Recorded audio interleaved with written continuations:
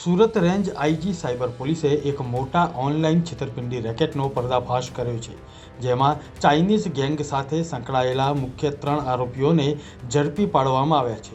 અગાઉ આ જ મામલે 5 આરોપીઓની ધરપકડ કરવામાં આવી હતી. આમ અત્યાર સુધીમાં કુલ 8 આરોપીઓ પોલીસના હાથે ઝડપાઈ ચૂક્યા છે.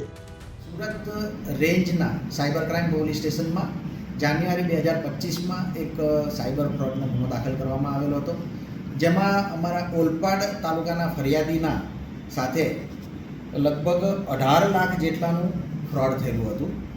જેમાં ફરિયાદીએ જે ફરિયાદ આપી હતી એ મુજબ ફરિયાદીને તેના ઇન્સ્ટાગ્રામ અને વોટ્સએપના એકાઉન્ટ ઉપર DLF કંપની તરીકે એક કંપની કેટલીક લિંક મોકલતી હતી અને ઓનલાઈન બિઝનેસ કરવા માટે એમને પ્રોત્સાહન આપેલું હતું.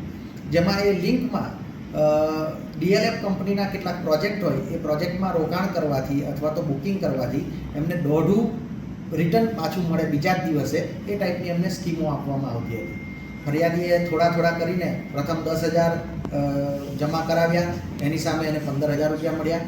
એવી જ રીતના ફરી એણે 35,000 જમા કરાવ્યા તો 45,000 પરત મળ્યા.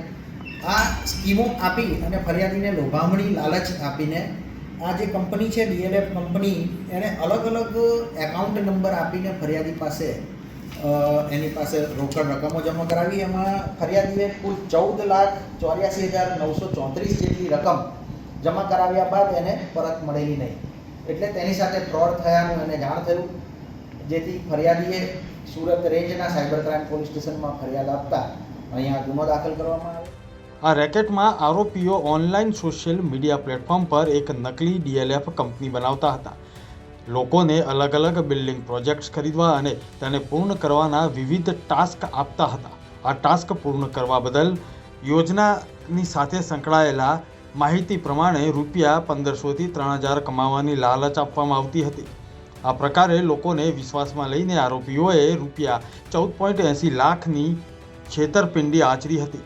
પોલીસે આ ગુનામાં 14 મોબાઈલ ફોન, 47 બેંકના ક્રેડિટ કાર્ડ્સ અને 6 જેટલા ડેબિટ કાર્ડ સહિતનો મુદ્દામાલ કબજે કર્યો છે.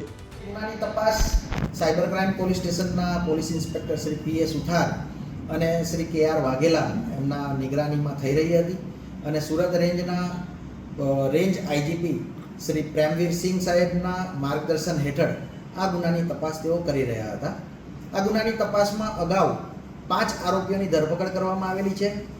આ ગુનામાં એમો એવી રીતની જાણવા મળી હતી કે ફરિયાદી પાસેથી અને અન્ય ભોગ બનનાર પાસેથી આવી રીતે છેતરપિંડીની જે રકમ છે એ આરોપીઓ અલગ અલગ એકાઉન્ટમાં, જે એકાઉન્ટ તે લોકો ભાડે રાખતા હોય છે અને અલગ અલગ એકાઉન્ટમાં રકમ જમા કરાવતા હોય છે. જે રકમ જમા થયા બાદ એ એકાઉન્ટ ધારકને માત્ર એની પાસેથી ભાડેથી લીધેલું હોય અને જે બીજા એજન્ટો છે એ એજન્ટો એ એકાઉન્ટનો ઉપયોગ કરતા હોય છે. એ રકમ જે એકાઉન્ટમાં છે એમાંથી અલગ અલગ ક્રિપ્ટોકરન્સી, જેવી કે USDT નામની ક્રિપ્ટોકરન્સી છે, તેમાં રોકાણ કરવામાં આવતું હતું, એમાં એની ખરીદી કરવામાં આવતી હતી, વેચાણ કરવામાં આવતું હતું. વધુમાં અલગ અલગ ક્રેડિટ કાર્ડના બિલો પરનું પેમેન્ટ કરવામાં આવતું હતું.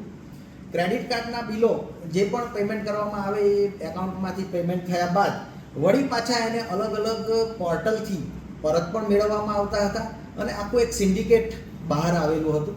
એમાં ચાઇનીઝ ગેંગનું પણ હાથ હોવાનું આપણને જાણવા મળેલું છે. એ ચાઇનીઝ ગેંગના દોરવણી હેઠળ આ આરોપીઓ ભેગા મળીને આખું ષડયંત્ર રચી રહ્યા હતા, જેમાં અગાઉ સાયબર ક્રાઇમની અમારી ટીમને 5 આરોપીઓ પકડવાની સફળતા મળેલી છે.